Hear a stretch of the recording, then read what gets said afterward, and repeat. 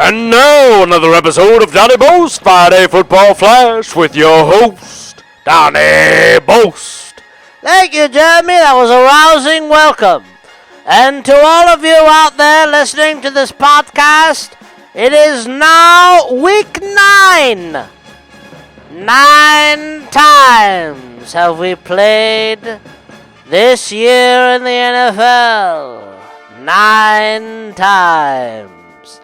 What does that mean for reality? We don't know. What does that mean for truth? We don't know. What does that mean for fact versus fiction? It remains to be seen.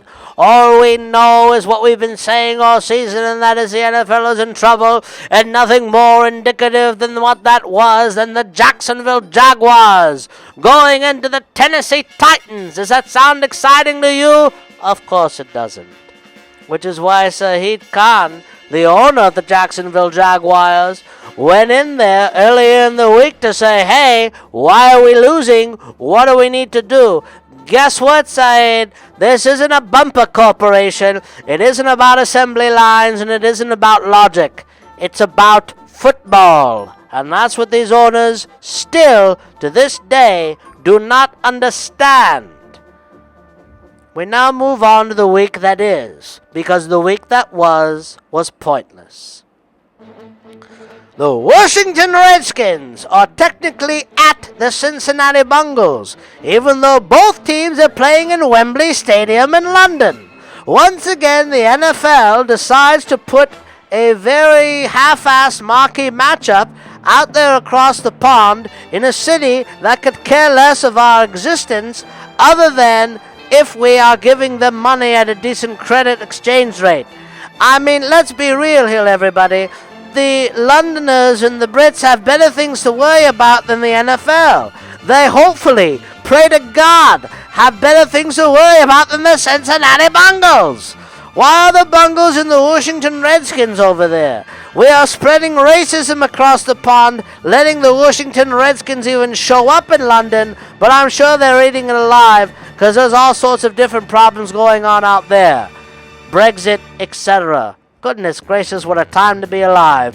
The Oakland Raiders are at the Tampa Bay Buccaneers. How exciting is that? It's a Super Bowl rematch finally. Oh my God. Who cares? Who cares? Who cares? Unless you are an Oakland Raider fan, which, as you know, on the Donny Boast show, we are. Why? Because there is something we also like to adhere to, and that is the commitment to excellence. The Raiders will win. Moving on, Seattle at New Orleans. New Orleans will cover the 2.5. You hit it here first, folks. Arizona at Carolina. Carolina -3, and I like them.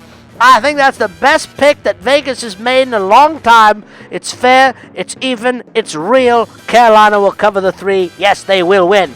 New England at Buffalo. Big game, big game, big game. +6 for Buffalo. Take the money line, everybody. I like Buffalo to win, not because they're better than New England, but because why not?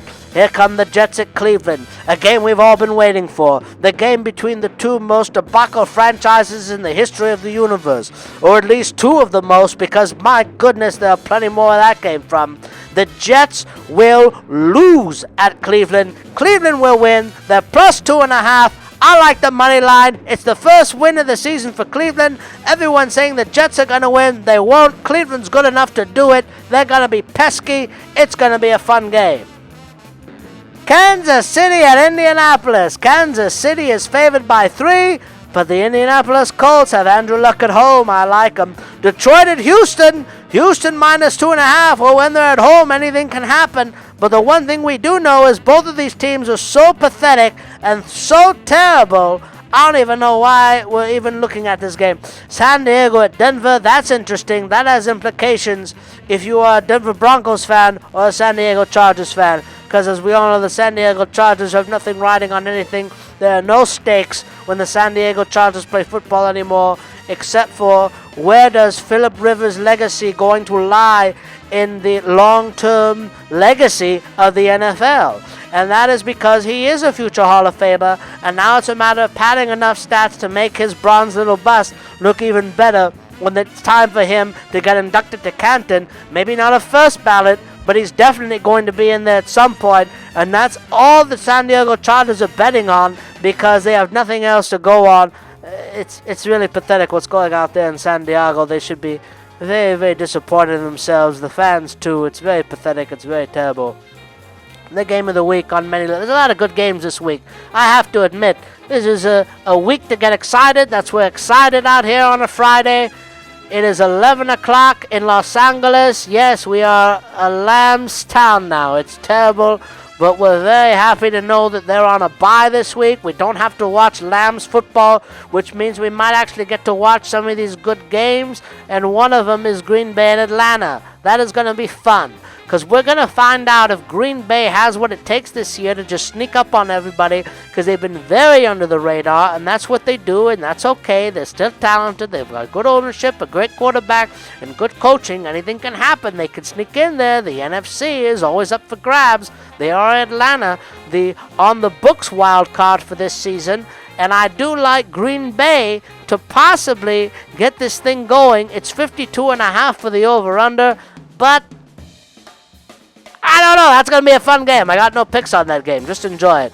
Philadelphia at Dallas. That's going to be amazing. Philadelphia at Dallas. No one thought this game would have any implications, let alone be good, bad, or ugly. We all thought it would just be boring.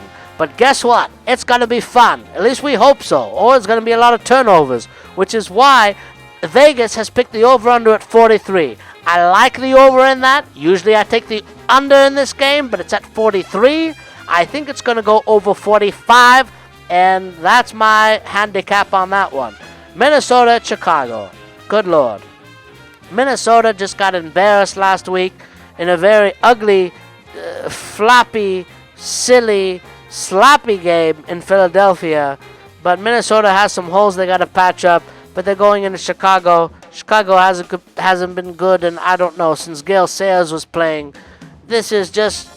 The Chicago Bears are getting another marquee time slot.